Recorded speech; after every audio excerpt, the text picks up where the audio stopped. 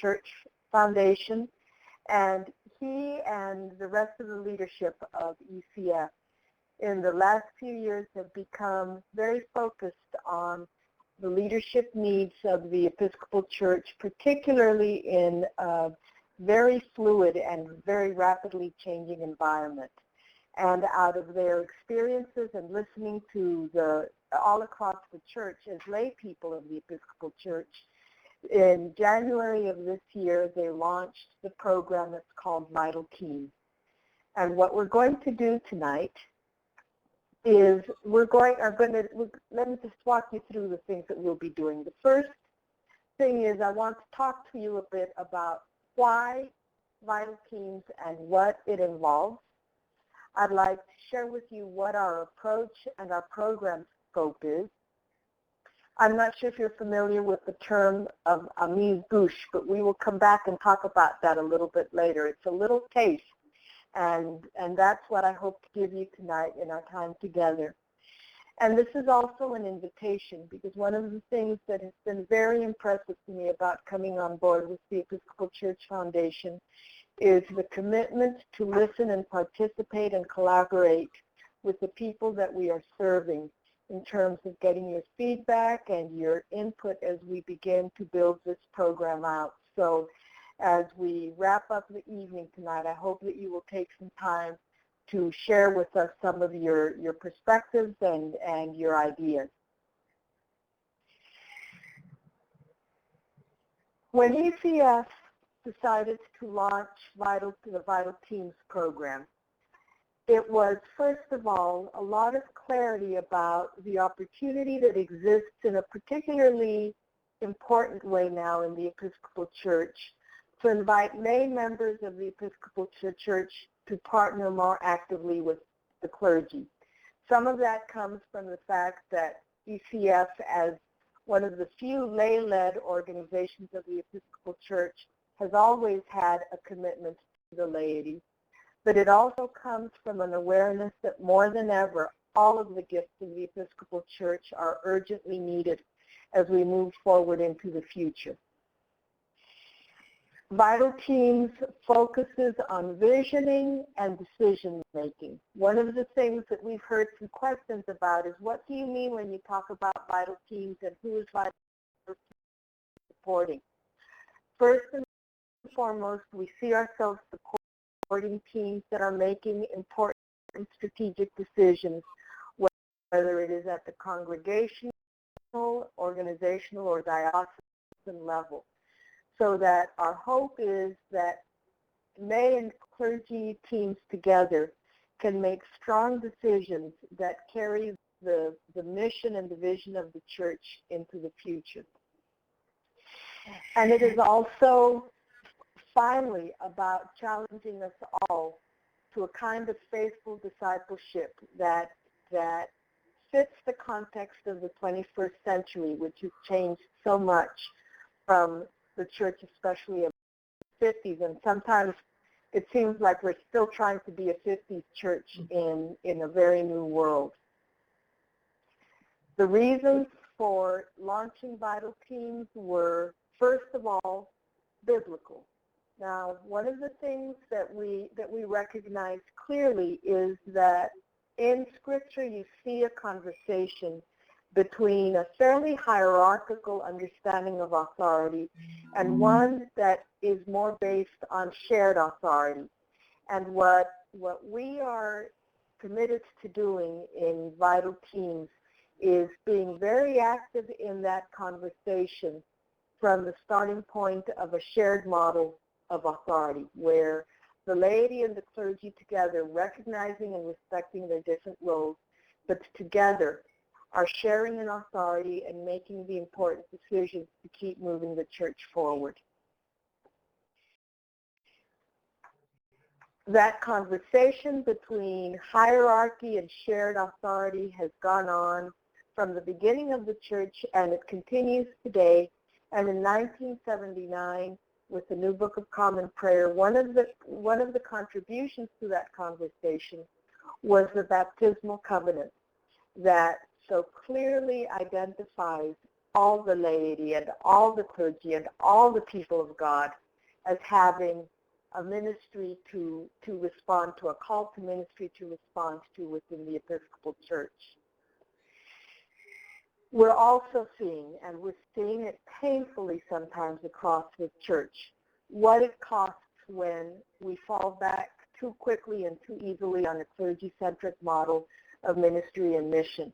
I heard a quite staggering number recently that 50% of seminarians within 10 years of graduating from seminary and being ordained leave active ministry. That is a remarkable loss of resources for the church, and at probably a very high cost to the individuals as well. There are all kinds of other costs as well, both at the personal level and at the congregational level and all across the church. We believe that in this day and age, the clergy-centric model simply has too many limits to be the only or the predominant model within the church. So what are we trying to do about it? The first thing we're trying to do is to develop and identify resources, and particularly in the area of training, that support lay plus clergy teams. In other words, teams that are collaborative between the laity and their clergy. We are also working very carefully but very vigorously to advocate for this model and build partnerships in support of lay plus clergy teams across the church. And I just saw on one of our side panels that Ron Bird, who is my co-conspirator in all of this, he's the other lead consultant in the Vital Teams program, has joined us. So welcome, Ron. Ron has the primary responsibility for this work in advocacy and partnership building that we're involved in. We're also committed to providing the leadership selection tools and resources that will help the church configure the right teams, get the right people on board, and helping to make the really big decisions that lie ahead at all levels of the church in the next few years. Tonight, what I want to talk about is particularly the training and development area, because that's the area that I am most directly involved in supporting. And there are a few things about the approach that we're taking in terms of training and development. It has been very moving to Ron and me both, I think, but certainly I can speak for myself, that as we've gone across a lot of different parts of the church in these first 6 months of our work together, that there is a real yearning for the work that is done between laity and the clergy around leadership, that it be deeply rooted in the faith journey and the faith experience.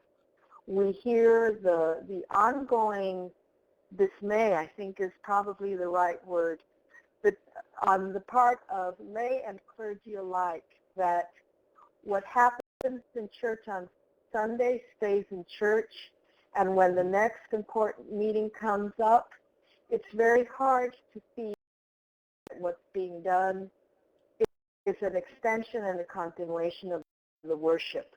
And so as we provide support for lay plus clergy teams, one of the things we are very committed to doing is making sure that teams have the resources to understand and see what they are doing as ministry and as I say, an extension of worship. There are a lot of different areas related to leadership development, and it's very tempting to try to get our arms around all of that. And as a matter of fact, Leadership Resources has a broader scope than Vital Teams. But Vital Teams will be particularly focused on the leadership challenges and opportunities for teams. And the Episcopal Church Foundation has always been very committed to delivering very practical tools and resources to the people that we serve, so that it's not just a matter of coming into a webinar like this and saying, well, that was nice, but actually getting to go home with something that you can try in your community or your congregation. We don't promise you that we have any magic bullets, but what we will do in our efforts to serve the church through Vital Teams is find the resources and the tools that you can use very quickly that we have tested and we have seen work well in helping teams be effective and successful in their mission and ministry.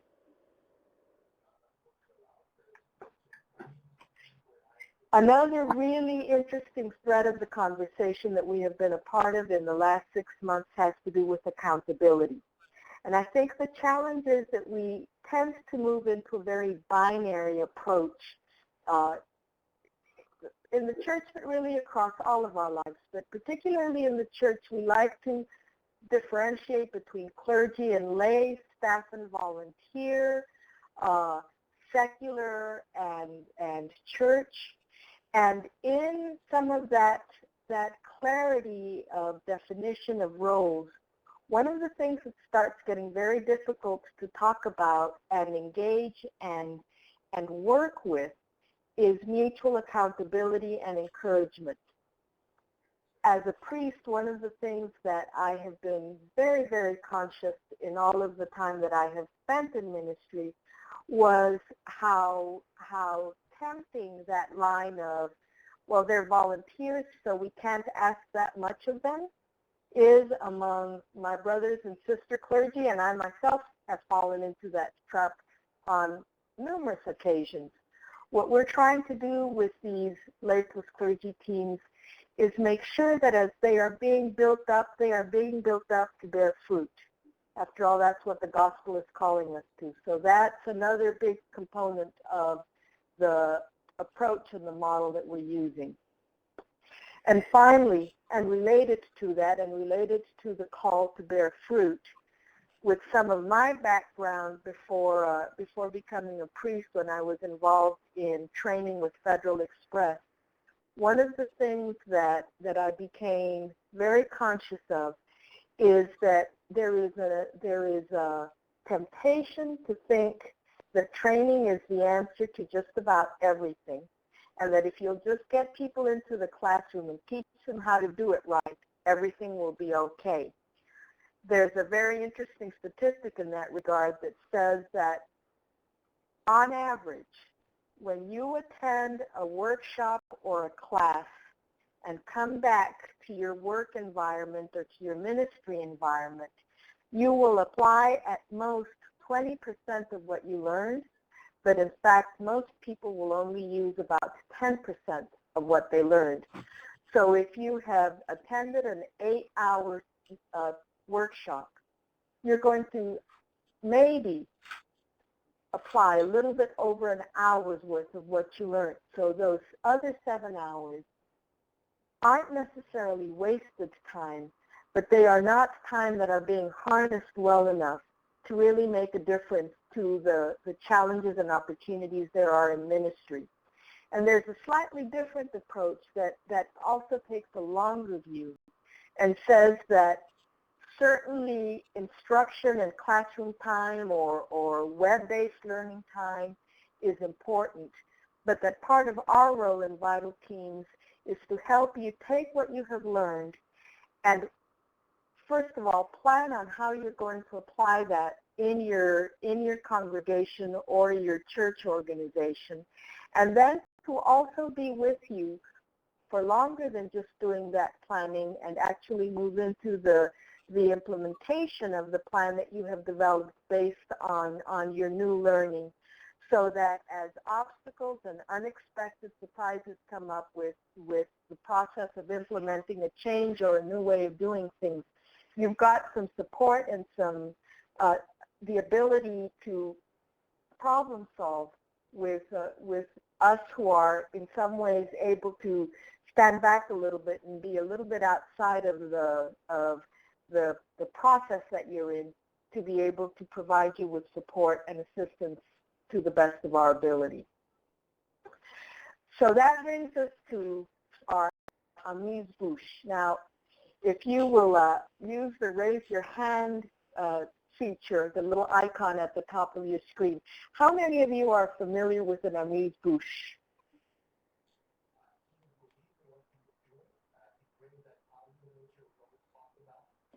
Well, Ron knows what it is. We've been to New York, haven't we? And just for folks, the raise hand feature is just above where the green arrow is now.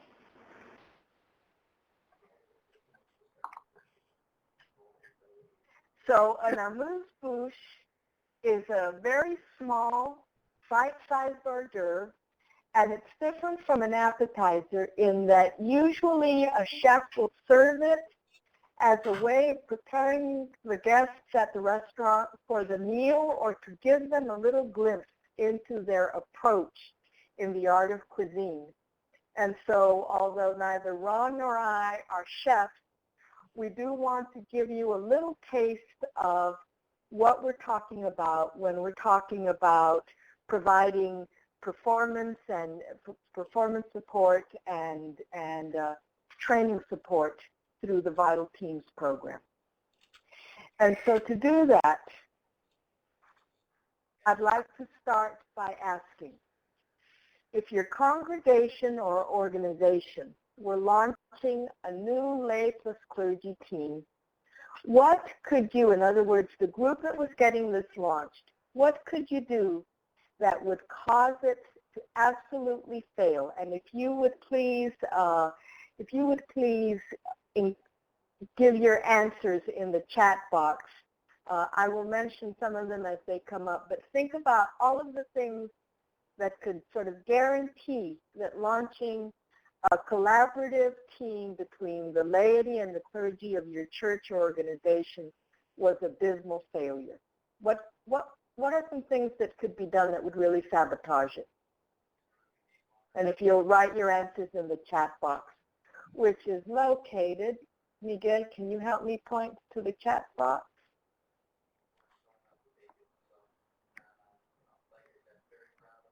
Sure. The chat box is on the left-hand side of the screen, and I'm going to get the little green pointer, and it's just right around here. Great.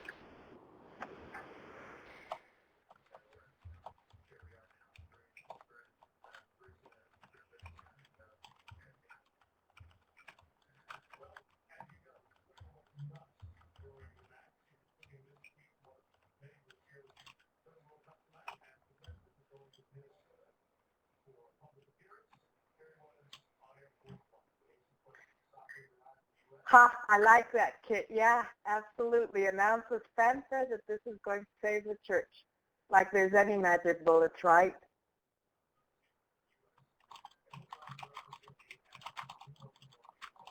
Fail to be intentional about selecting members. Yep, absolutely.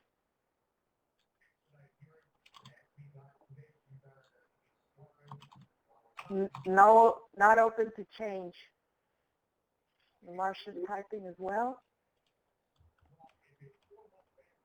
We've tried this thing before. Not keep information that should be kept, that should be confidential. Yep.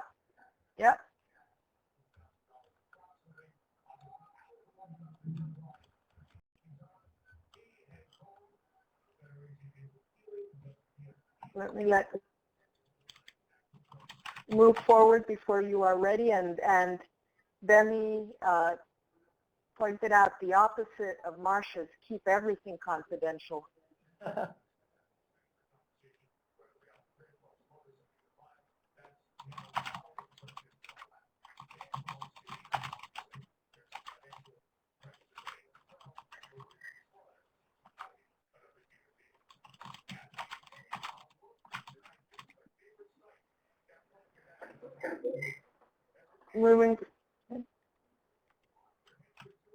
Moving forward before you are ready.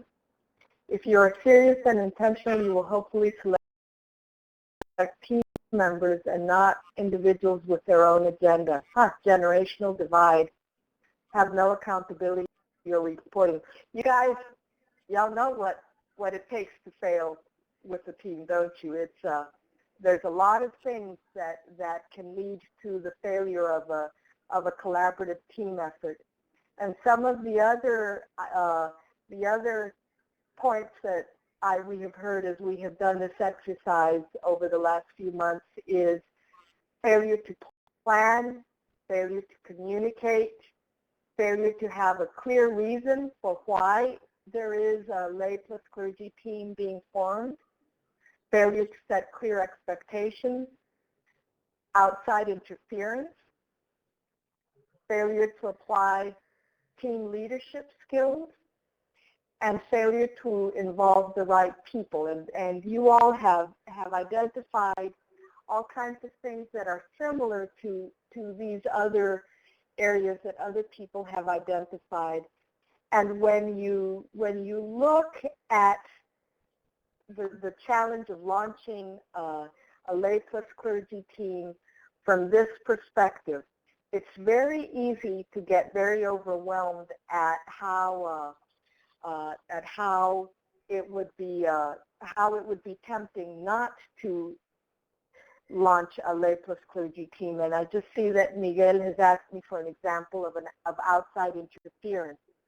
A good example of that would be the vestry of a congregation decides that they're going to start a lay plus clergy team to work on a specific project, and a very marginal member of the congregation could raise all kinds of questions about the suitability of the team for addressing the problems, or could actively talk to other folks about not allowing that to go forward. And yes, Ron, you're right. Another possibility sometimes is a diocesan bishop that's uncomfortable with the possibility of a lay plus clergy team. The thing about recognizing all of these different things, parts that could go wrong, is that they can actually become the beginning of success because they tell you what you need to manage for. So all of what you have identified is a potential obstacle, but if you have thought through and planned carefully and addressed all of those potential derailers, you have the opportunity to stand up a team very effectively.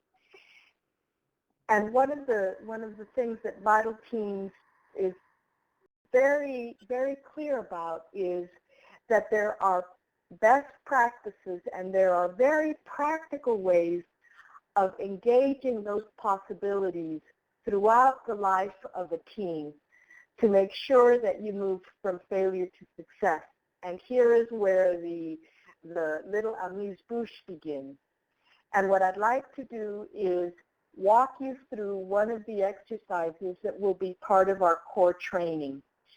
And it starts with the assumption that if you do not involve the right people in whether it's a project to start a lay plus clergy team or any important strategic project, if you fail to involve the right people in your effort, your chances of failure are quite significant. For Vital Teams, one of the key values that we hold to very strongly is that lay plus clergy teams are ultimately about hospitality at the decision table, that you want to bring as many people as is appropriate and bring the right people to the table to help in key decision making. So I'd like for you all to consider a scenario. And I see that some of you are continuing to provide examples, and I thank you for that. And we'll come back and talk about them a little bit further. But right now, what I'd like to do is give you the scenario. Suppose there's a rector, and she is fortunate to have a very strong and supportive senior warden, and that they are in agreement that it is time to respond to a growing Latino population in their parish. And one of the characteristics of these two is that they work very closely together, but they also tend to gripe with each other about how passive the rest of the vestry is. And mindful of Martin Luther King's observation that Sunday morning is the most segregated hour in America, they decide that they will test the bilingual Eucharist at the main service during the season of Advent. Do any of you have any questions before we move into the exercise part? Do any of you have any questions about the scenario as it is laid out? And again, if you do, just please raise your hand and we'll call you out or unmute you. Okay, so this is the situation. Who needs to be involved in this experiment? Again, if you will use your chat box to throw out some possible responses of who might need to be involved. If you want to try a new liturgy during Advent, some of the new Latino members, yep, absolutely. Who else?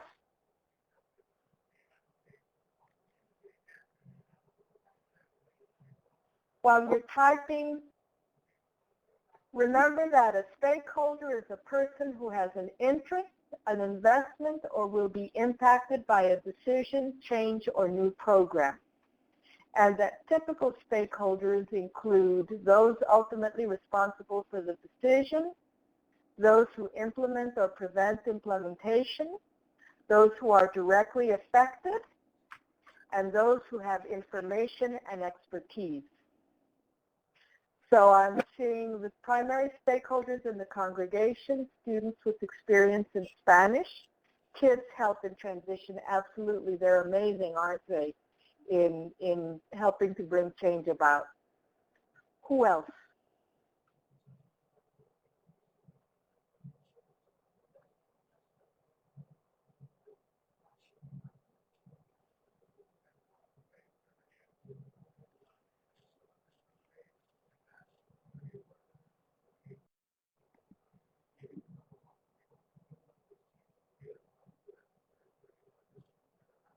The longtime members in the congregation's musicians. Latino members who are considered leaders and non-Spanish speaking members who attend the service. Yep.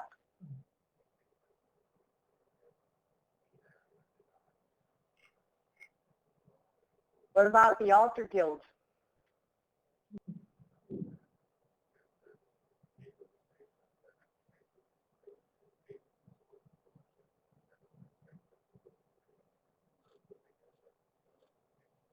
Anybody else?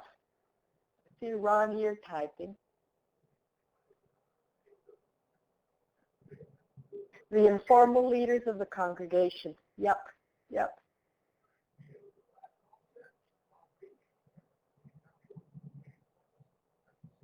Let's work with one stakeholder, the one that I'm intrigued that you raised and I'd like to work through with on this is the congregation's musician. Let's talk about that person as a stakeholder. And let's start by talking about the sensitivities and needs. What would be the sensitivities and needs of a church musician with an experimental bilingual liturgical service during the season of Advent? What would be some of the concerns and sensitivities and needs of the church musician in that situation? And Miguel, if you could bring up the whiteboard at this point. And if you want to not just use the chat board, but actually also give us some of your responses verbally, we'll be glad to take them. So some of the sensitivities and needs would be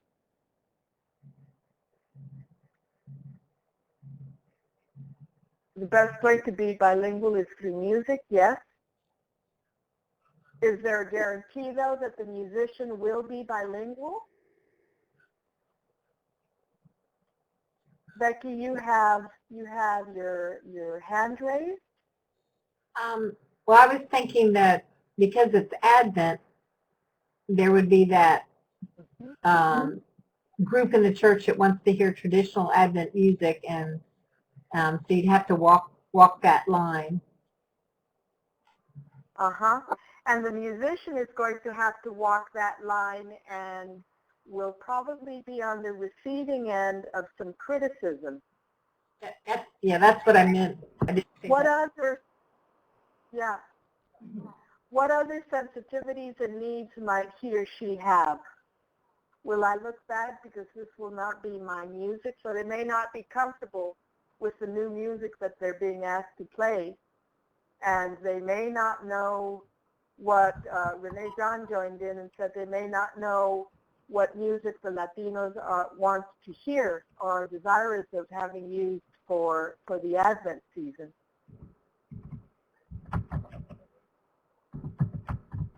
Any other sensitivities or needs this person might have? Ron, can you say some more about the liturgical traditions?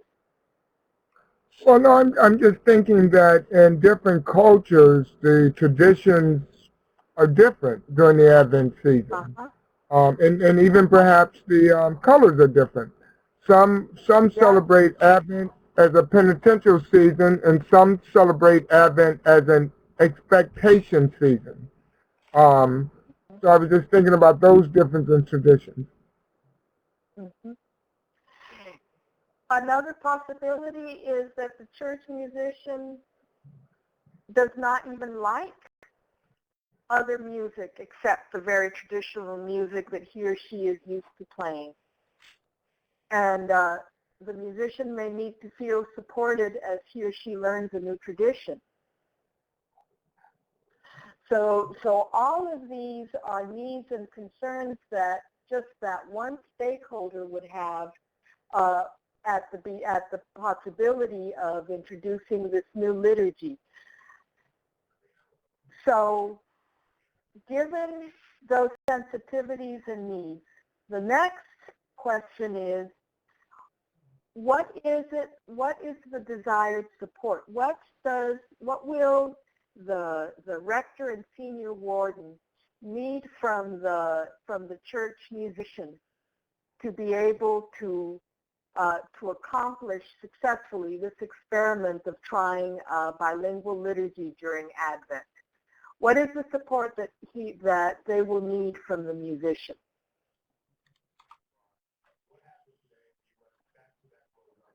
And again, feel free to raise your hand and give a verbal response or use the chat box.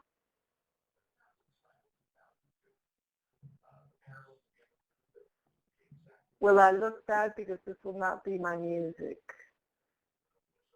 Demi, did you just say a willingness to team with the musician from the Latino congregation members? Yes, absolutely. To be able to find someone that the musician can work with from the Latino congregation that can serve as a bridge into that community.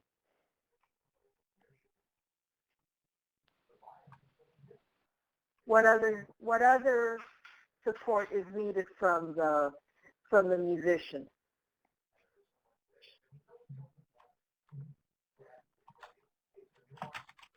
Flexibility and open communication with choir members, absolutely. They're going to need to be able to mediate to the choir what's happening and why. That is a critical role that our church musicians play. It's always amazing to me how much both formal and informal authority our church musicians have, and if they are not supportive of this effort, the chances of it being successful are far more compromised.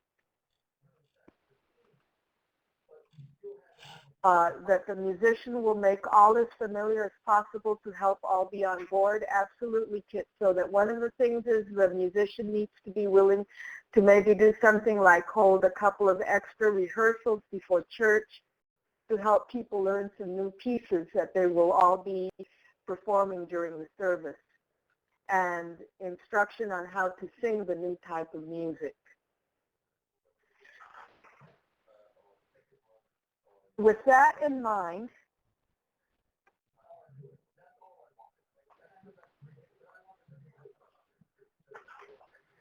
what would you do to win the support of the church musician? And actually, one of the answers in the previous section is also relevant to this section in terms of somebody talked about assigning a Latino person to work with the musician. What other things would you do to win the support of the church musician? What could you do that would help that person be enthusiastic about supporting this experiment? And those of you who have had experience working with church musicians, what have you done in the past that helped them really engage something new and different from what they were used to?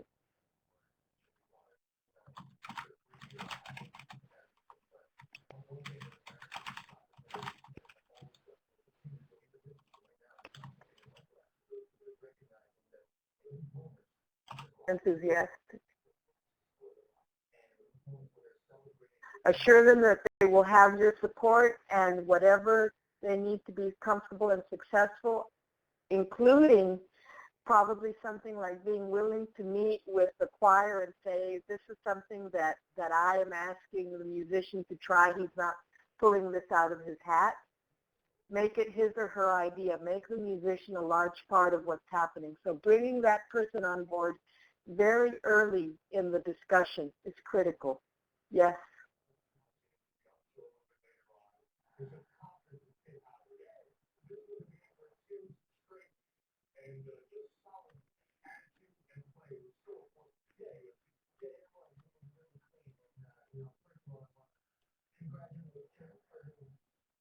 Go on a field trip to explore Latino music in an indigenous setting, especially if you have a fairly adventurous music person that enjoys going and listening to music in other locations.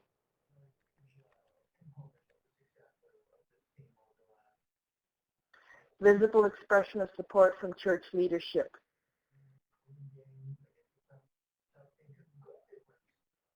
One of the things that I have found with really all church staff, including church musicians, margaritas, yep, I like that. But what I was going to say is, if it is possible, church musicians always appreciate the opportunity for being able to go somewhere and train and learn new skills, so the ability to offer a continuing education opportunity.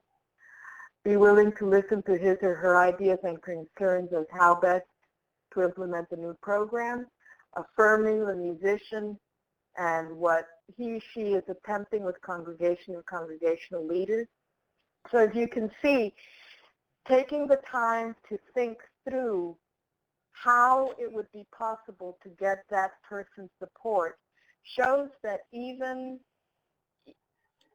an area that where we're used to thinking that there will be a lot of resistance to change can actually become, with some good planning, the source of a lot of support for a change that a congregation is trying.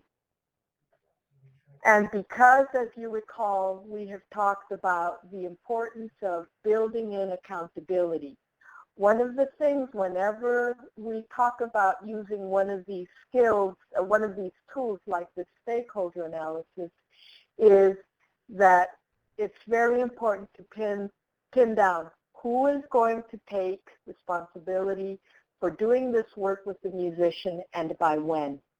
We move into a very reactive posture within the church if we have not identified who's going to do what by when, and hold each other accountable in the group that's starting a new experiment like this by assigning, by being very clear about assignments in terms of the process that needs to be followed. Now, we have just worked through a stakeholder analysis from beginning to end for a single member of the congregation that will be impacted by this experiment. You could and should do exactly these same steps for each group and individual in a congregation that is a stakeholder in what happens with that main service on Sunday morning during the season of Advent. And let me go back to the first slide where we talked about this. Remember that typical stakeholders include those ultimately responsible for a decision, those who implement or prevent implementation, those directly affected, and those who have information and expertise. So as part of effective decision making, you would start out with this kind of stakeholder analysis. The value in having such a clear and intentional effort in making sure that everybody is at the table is that you have had time to think it through and not react. There is a better chance that voices that are commonly not heard at a congregation, at a parish, are going to have a chance to get heard. And especially as we are moving towards increasingly diverse congregations. I know that my experience working with a Latino congregation is that it is very easy not to include members of, or at least certain segments of the Latino congregation or part of the congregation in decision making. And when you do a stakeholder analysis like this, you have a much better chance of identifying the people that it would be easy to pass over otherwise. And it is also part of the approach that, as I said at the beginning, is so central to ECF's culture and core values, that we are talking about ministry for all baptized, for all the baptized of the church. And so we are intentional about including as many people as possible to reach important decisions like this. Let me quickly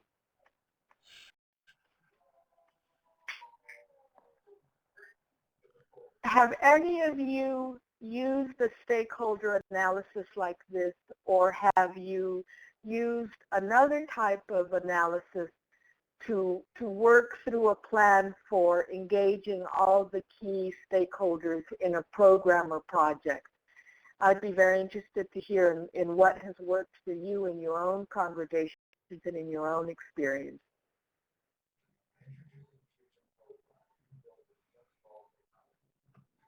And again, here, it might be helpful if you raise your hand. Yeah.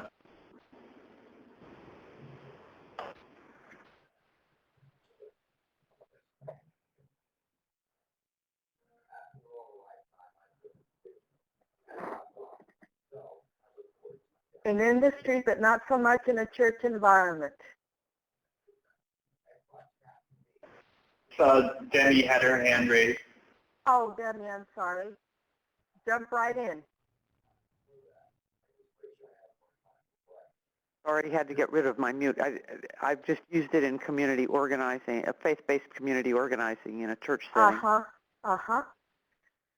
But we don't tend to do this kind of analysis when we're looking at some of the things that are more traditionally church projects, like a change to the liturgy.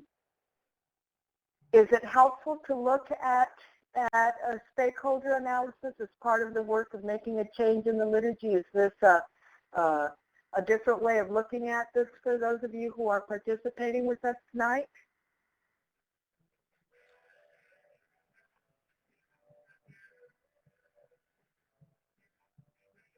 Go ahead, Becky. Go ahead.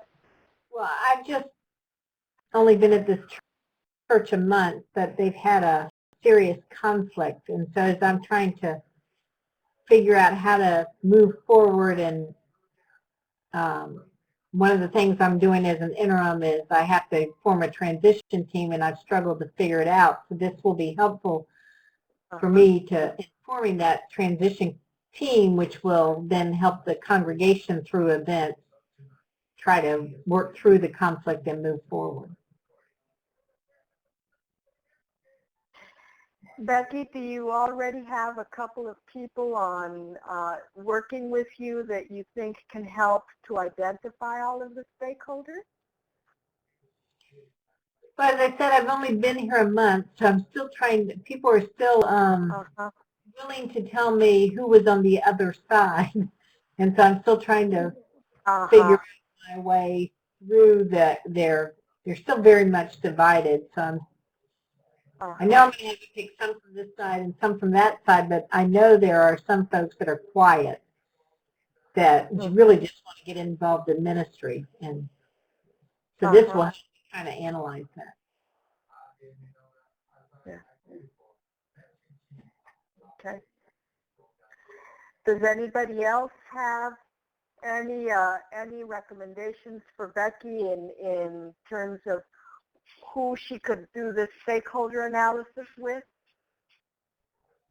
Some of it may be to spend enough time listening to form some of your own sense of who you need to bring on board, and that you wouldn't be able to do the stakeholder analysis immediately after arriving, that you would need a little bit of time to get more of a sense of where the fracture lines are and who the critical players are in all of this.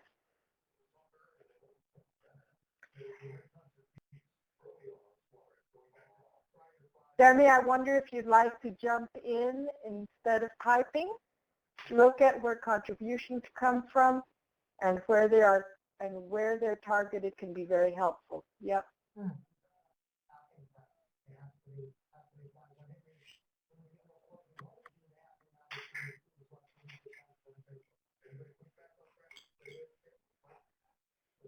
Always remember, yeah, that's right. So Becky, we will be sending really good thoughts your way and lots of prayers as you find your way through that. And if you are able at some point to use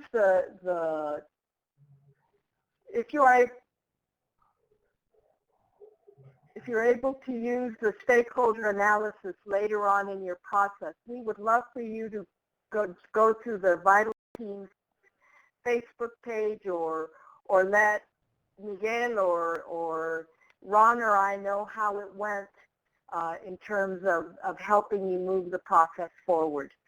Because as we said, what we want to do is we want to partner with you because our goal is to help all of our church basically up its game, be able to do what we have been called to do as well as possible in order to bear fruit. And I think the stakeholder analysis gives you a little glimpse of what we mean when we talk about taking an approach that's faithful, focused, and practical.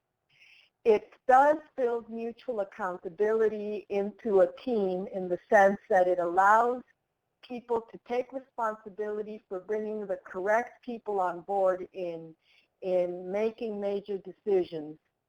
And with ongoing support, and again, that's why, Becky, if we can be of any further assistance, particularly with this stakeholder analysis, we'll be glad to help in any way we can.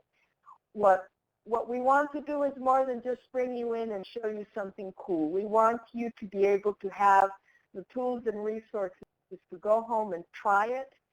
And if you run into things that are unexpected, to be able to receive the support from us, to be able to keep working it until it works for you. So that's the amuse-bouche, but equally important to us is your partnership and collaboration. And so what I'd like to do is take the last part of this time with you to ask you a few questions. And the first one is, we are trying to be a bit more participative in our webinars and engaging some of the wisdom that you all have out working in the field. So what has it been like for you? participating in this webinar. If you can use 1 or 2 words or brief phrase in the chat box, we would appreciate it. Or if you want to just jump in and share with us what it's been like. And as Miguel reminds us, if you want to raise your hand, it'll make it a little bit easier for us to recognize you.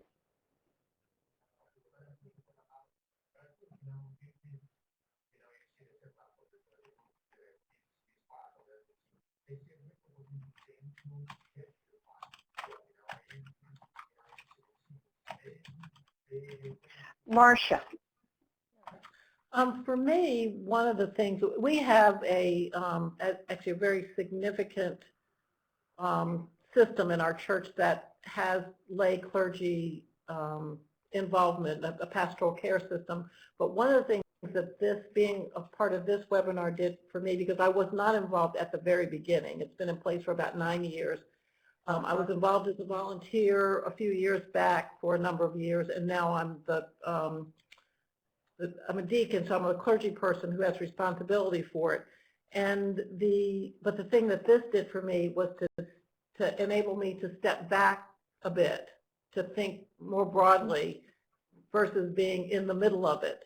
So it was very helpful in going sort of backwards and looking at from a, let's say 10,000 foot level, some of what it involves in getting lay and clergy together. And I think we've done it successfully, and it took a long time, and the person that I replaced had big shoes to fill.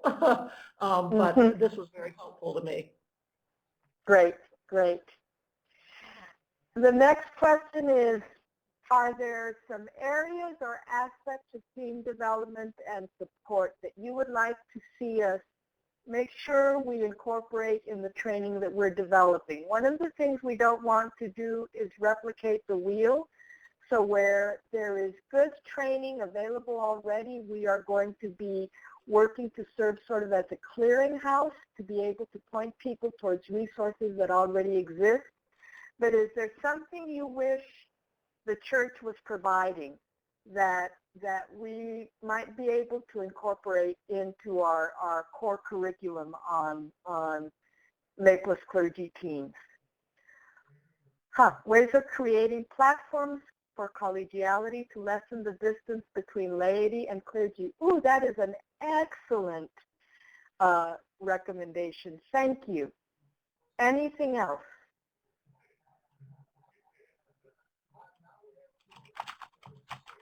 Becky just wrote how to recognize potential pitfalls. Great, thank you. Anything else? If you think of other areas that you'd like to see us be developing, if you can send us an email or go on to the Vital Practices Facebook and page and drop us some suggestions, we'd really appreciate it. So my next question to you is, how to invite laypersons to recognize the need to step aside from time to time to avoid burnout? Ooh, yes ma'am, thank you.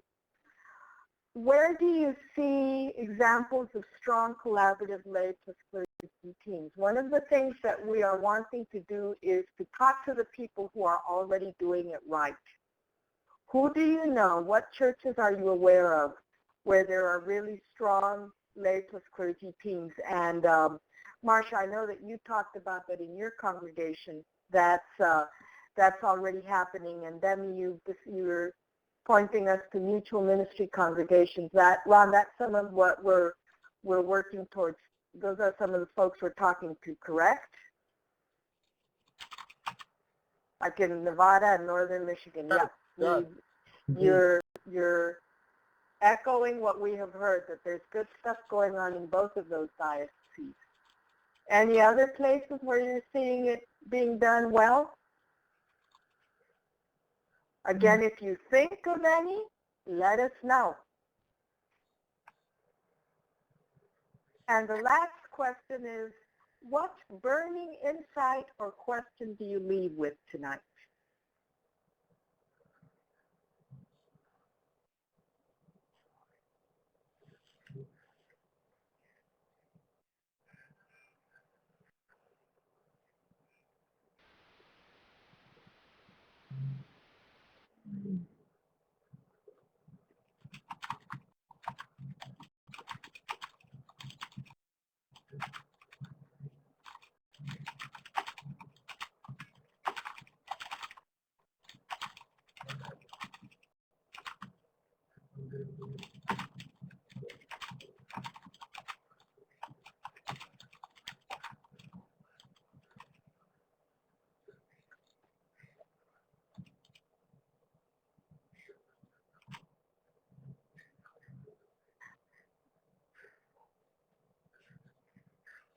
The need to find a way to get more involved. I just want to share with everyone an old book, but a good one on this, The Dream of God by Verna Dozier. Oh, yeah. Yeah, absolutely. Thank you, Becky. That's a great resource. We have... Rosa, if I might just go real quickly, one thing which I think you may have forgotten was a little bit earlier in discussing the stakeholder analysis, I want to point people to the sheet, the PDF that we have in the file. So if you could mention that. Yes, yes, thank you. I completely forgot it. I apologize. If you look down in the left-hand corner of your screen, you will see that Miguel has uploaded a PDF copy of this presentation, and also a template that has the stakeholder analysis. So you can download either or both of those tools to help you in doing this process in your context. So I hope you'll find that useful in bringing this into your congregation. We've got 2 minutes left. Is there any more feedback or input or anything else that you would like to share with us tonight as we wrap up for this evening?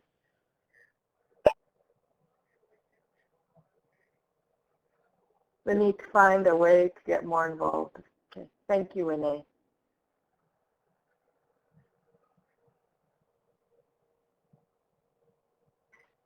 If not, the Lord be with you. And also with you. And also with you. Gracious God, you joyfully created us. You redeemed us with such generosity, and you sustain us in all that we do.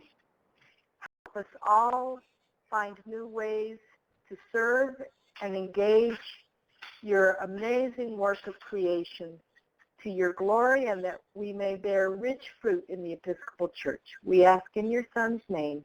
Amen. Amen. Go in peace Amen. to love and serve the Lord. Thanks be to God. Thanks be to God. Blessings all.